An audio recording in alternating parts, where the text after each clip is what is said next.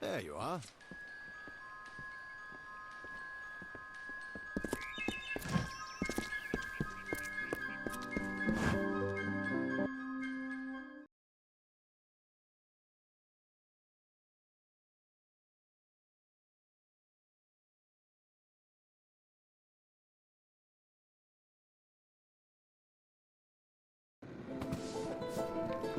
Aye.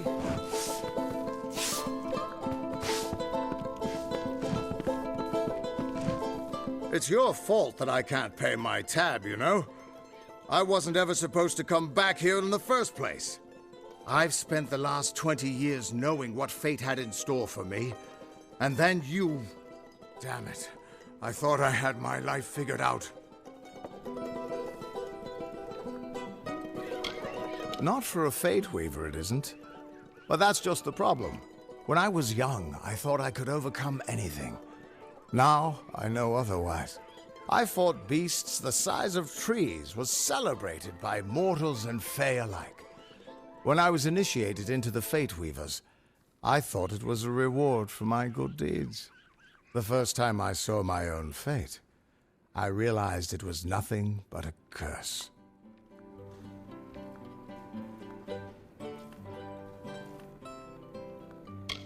My own death, of course.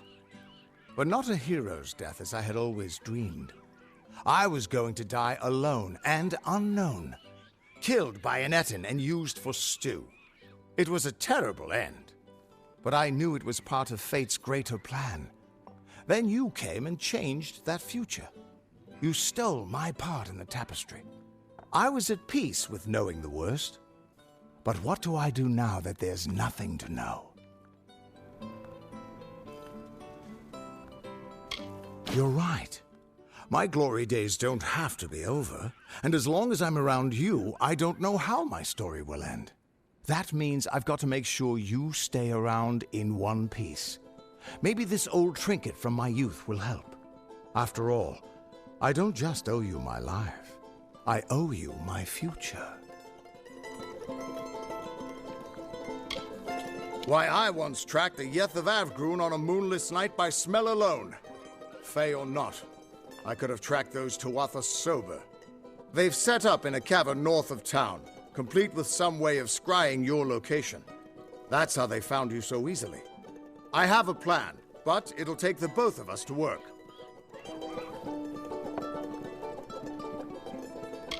These soldiers were sent out with one purpose: finding you and making sure you stay dead. Everything else, the Well, Arden, Hughes, have all been collateral damage. They're using something big to track you. They call it the Eyes of Tirnoch. Smash it, and they won't be following you anymore. The main entrance is heavily guarded and will require a strong attack. The other route is trapped. It'll need a subtler approach. I don't have an answer for that. I can't imagine what about you made Gadflow send his troops across the continent. Good, good. I'll charge in the front and get their attention. You slip in and smash the Eyes of Tirnoch. That way we'll make sure they can't escape to report back to whoever sent them here. Good luck.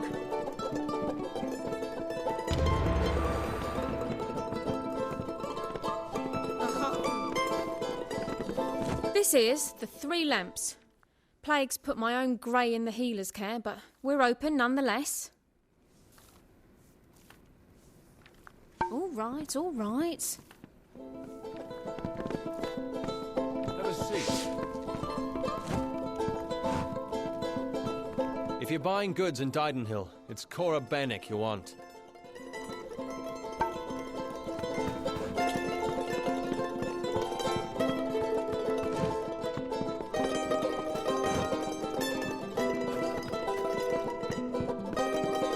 Good day.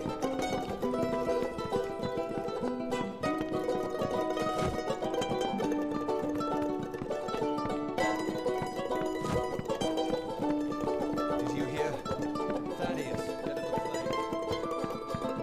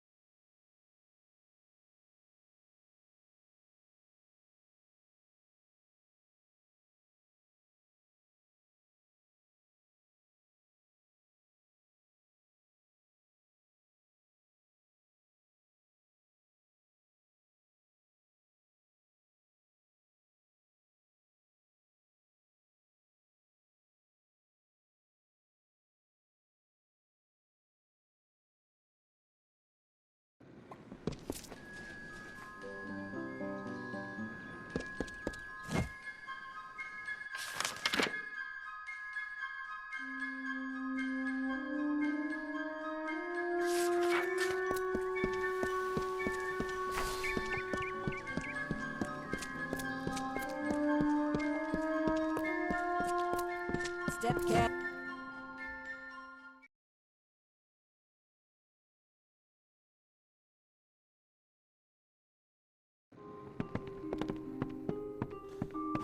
Thanks to you, I've enough when this plague shield runs out. I don't know what we'll do then. On with you. Get.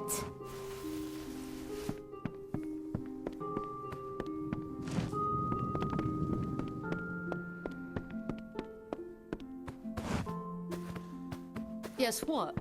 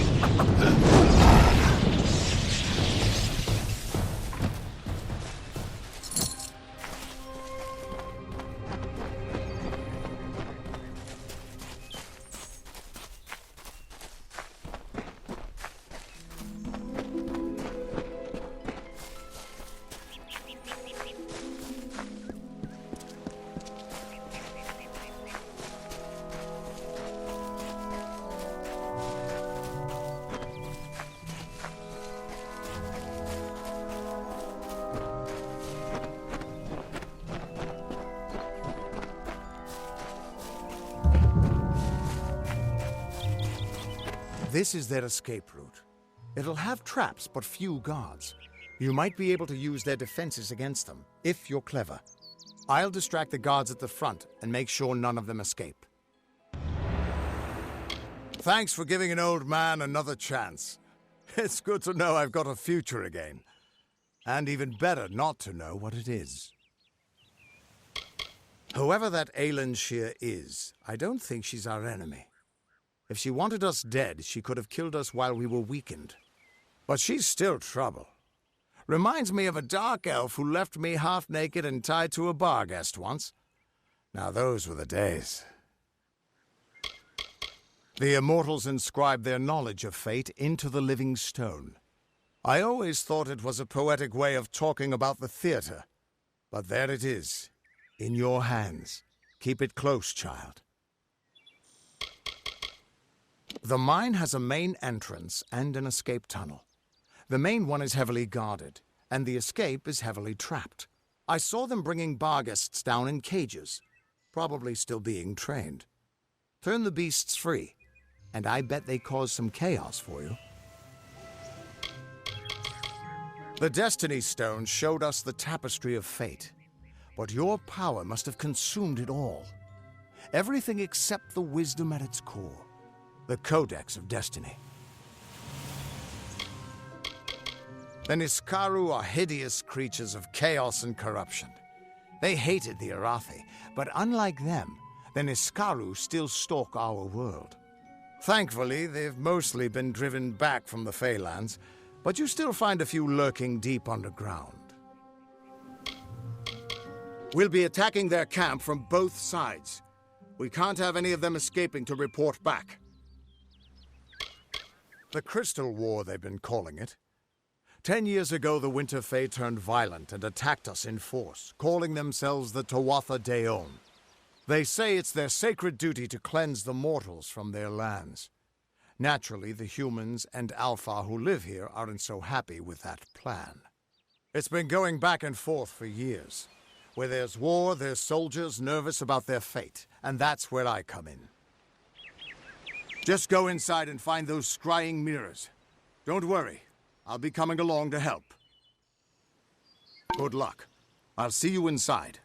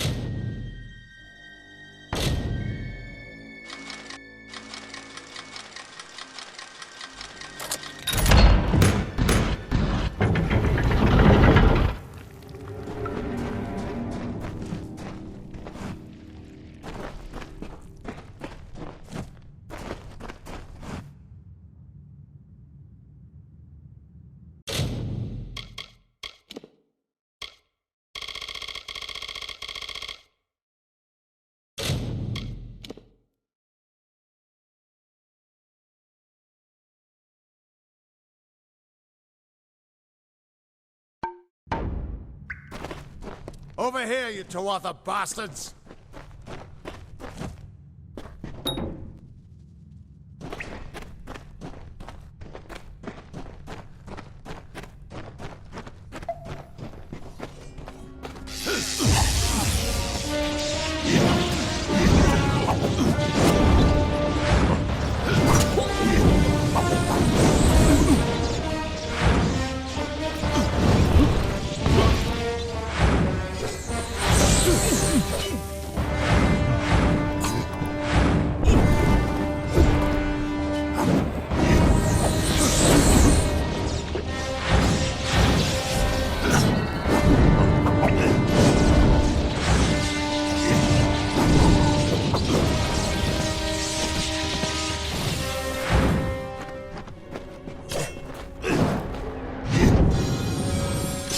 We're here. Not until you smash those mirrors. It'll keep them from tracking you all over Dalentarth. Gadflow is just some trumped-up fae who started hearing voices, I gather. But a crazy with an army is still a threat, sure enough. Good luck.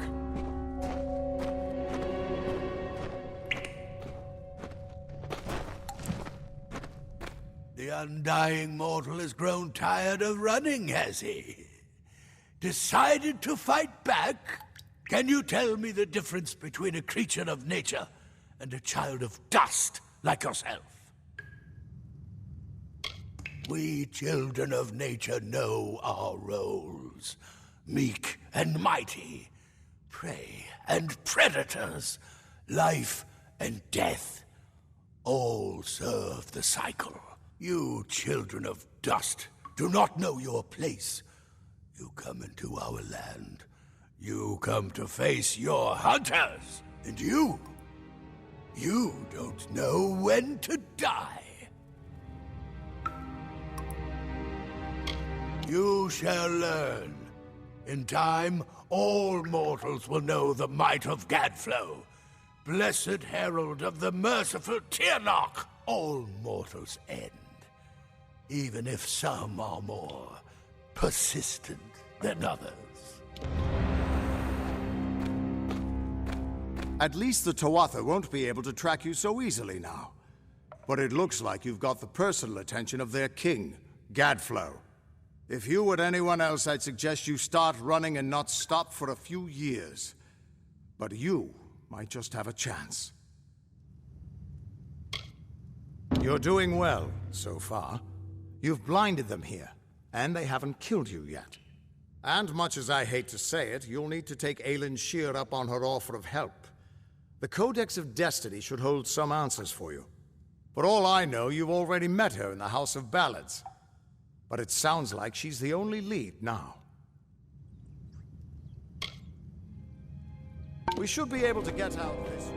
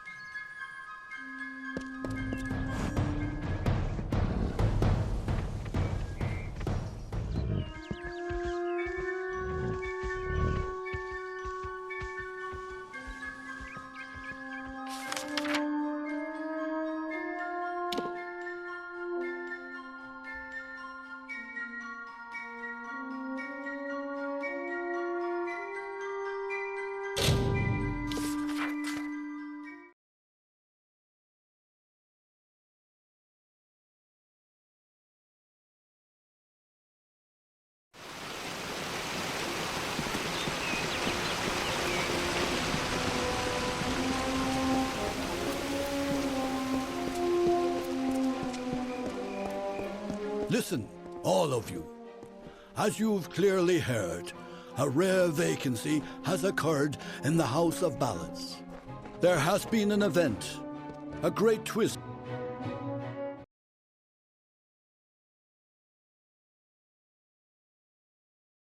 Glynel, I assure you it's an ancient codex, just like in the tales.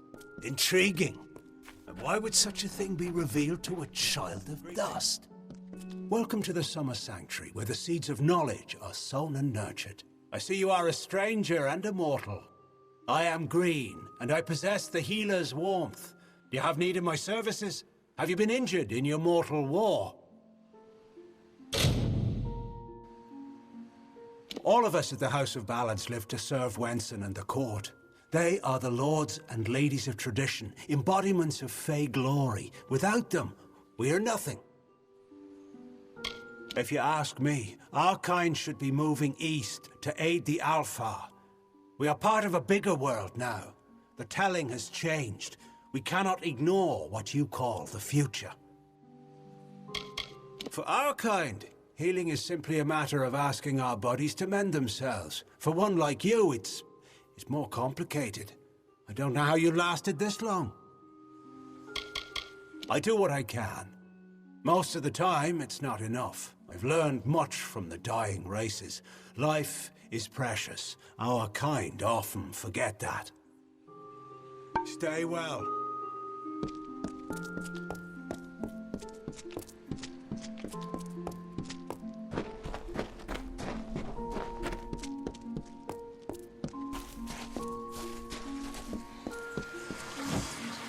And here I was beginning to think that you'd never show up. This is Glynel, Lore Master of the House of Ballads. Give the Codex over to him, and he may have your answers.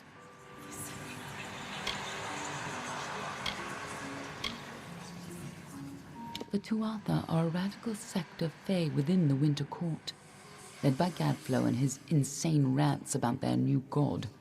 They've taken power and declared war on mortals. They use raw prismia to enhance their power, and their devotion borders on madness. But the most terrifying thing to the Fae is simply the fact that their siblings have changed so completely. You haven't been around much, have you? The Tuatha have been pressing west from their home in Alabastra. Right now, they're only threatening my people. But if we fall, the Tuatha will turn their eyes to the other mortal races. We've known for a long time that prismia crystals allow us to store and focus magical power. The gnomes use it in their grander inventions, when they can get it. But we have no idea how Gadflow got a hold of so much of it. It makes his Tuatha the most dangerous army I've ever seen. The Fae do not have a written language, so their tales are their lifeblood, their history, and their future all in one. The House of Ballads is where they enshrine these legends and celebrate them, time and again. Glynel's one of the greatest balladeers amongst the Fae, and the most learned lore master you'll find outside of Issa. And as it happens, he owes me a favor. For a long time, they were content to keep to their play of the summer and winter courts. Now we fight Gadflow and the Tuatha for our very existence. We are the charmed, the subtle, and the inspired. In happier days, we were the loftiest of the mortal races. We despise open war. But for decades, the Tuatha have been at war with us, pushing into our lands and forcing us to take up arms. The Codex of Fate is no simple lore stone. It's more subtle and complex than any mortal could comprehend. But a lore master of ballads may be able to interpret it. I'm a woman of many talents, and we're all taught that we must use our talents for the greatest good, right? Lore Master Glynel has devoted centuries to the study of lore and ancient Fae stories. The codex he found isn't just any lore stone. Just talk to him, and I'm sure he'll be able to shed some light on the issue. Be on your way. You must be Lady Shear's friend. She speaks very highly of you. An occasion rare enough to be worth recording in its own right. But let's see this codex. The fabled Codex of Destiny. When the Fate Weavers formed their order, our High King gave his own wisdom to assist them. To have such knowledge in your hands is a tremendous gift, but why did it reveal itself to you? Nonsense. All children of dust have a story that is written before you see your first dawn. Now, I can only make out some parts, but this is odd. The Codex speaks of an exception, a void, an end to the endless. This is simply too much. The High King would never pawn such absurdity off as wisdom. I'm sure you think it is. I fear you must have been taken in by a forgery. A perfectly created one, perhaps, but a forgery nonetheless. But this codex speaks of impossible things, changes to fate, death of the immortals, and other heresies. To ascribe these lies to the High King would be... I'm sorry, but I must ask you to take it away. I will have no part in these lies. For you, tales are naught but a reminder of your inevitable decline. But for the Fae, our tales are eternal reminders of our truest selves. Here we celebrate the very heart of our kind. The greatest of our tales, reborn and relived. The role of the storyteller is the most important to the Fae in the Court of Summer. He watches the telling as it unfolds. His gaze is not on one ballad, but all of them. Every creature has its story. The wake it leaves behind in its travel. That is a telling. It is a narrative of defeats and victories that give every life meaning. Our Fae telling goes on from creation deep into the hidden end. Until then, we celebrate the small songs, the ones that celebrate the spring in which we find ourselves. As antiquarian, I'm keenly aware of the lesser ballads in Fae telling, and do my best to ensure that they're not lost in the wide river of time. I'm keeper of the Echo Stone here in the House of Ballads. It has only come to us recently, but I find its purpose most fascinating. He is an offense to our people. He upsets the natural order, and his war breaks the cycle. I will speak no more of him. We are the story that is told in every age, with different words, but the same meanings. We are the blazing summer and the brooding winter, forever following one another. We are as we have always been and shall ever be, no more and no less. It is a new relic crafted by several of our most attuned Fae mages. Usually the notion of new repels me, but in this case, I can't help but feel a spark of curiosity. The Echo Stone can be used like a lore stone to experience past narratives, stories that have long since left the lips of their tellers. However, one can only use the Echo Stone if he has the right matching care.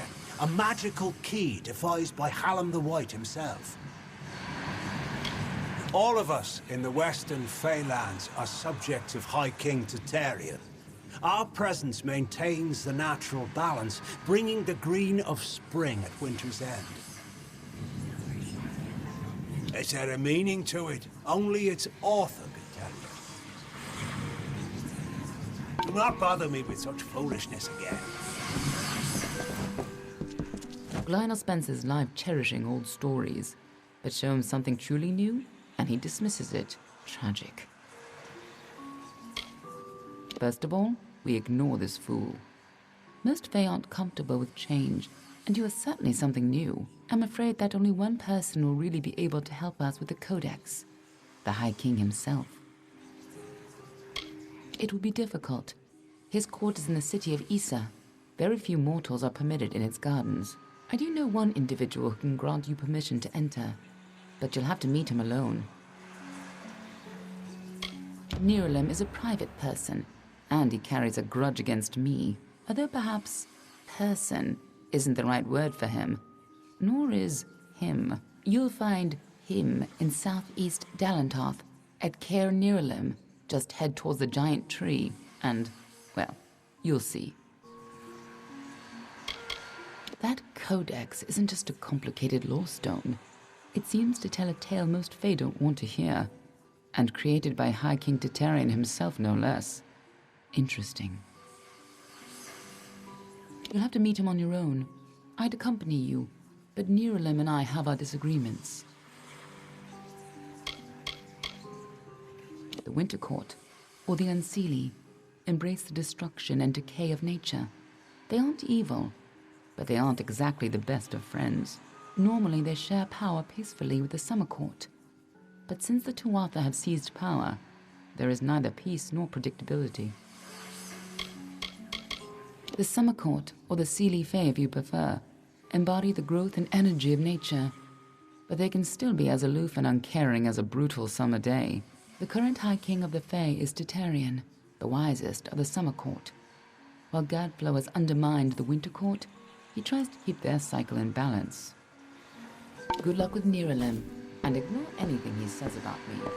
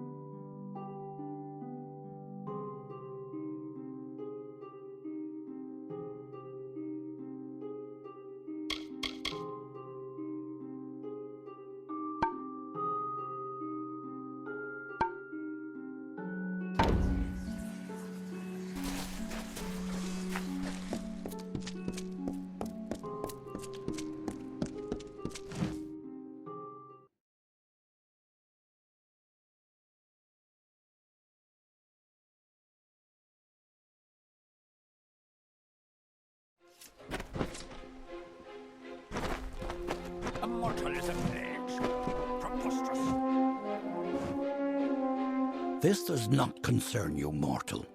You would not, could not, understand.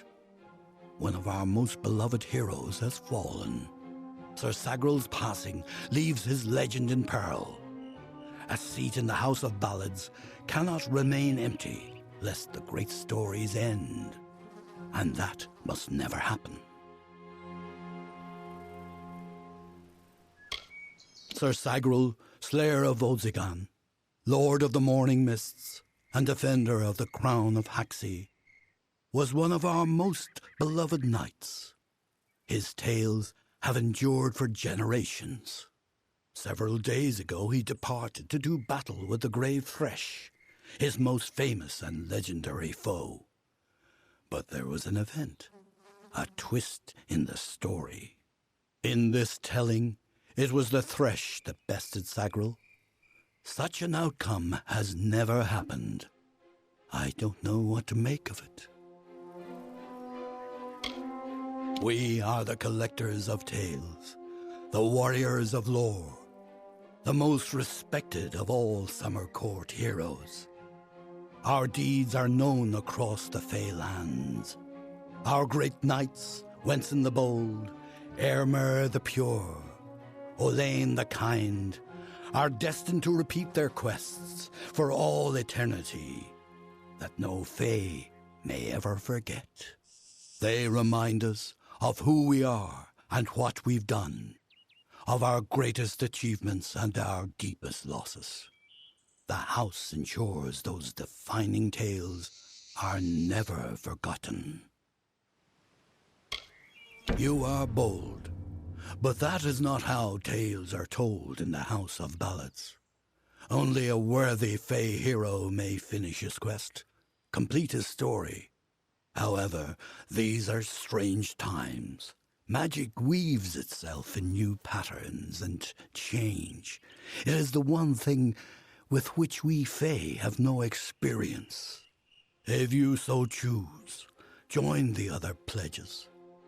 You too may attempt to defeat the Grave Thresh, recover Sagral's ring, and take his seat in the House of Ballads. The lair of the Thresh is east of this great house, in the hollow of Gorgoeth. In the evenings after dark, you can hear its disturbed slumber. The cries are unsettling. Go now, and make the song your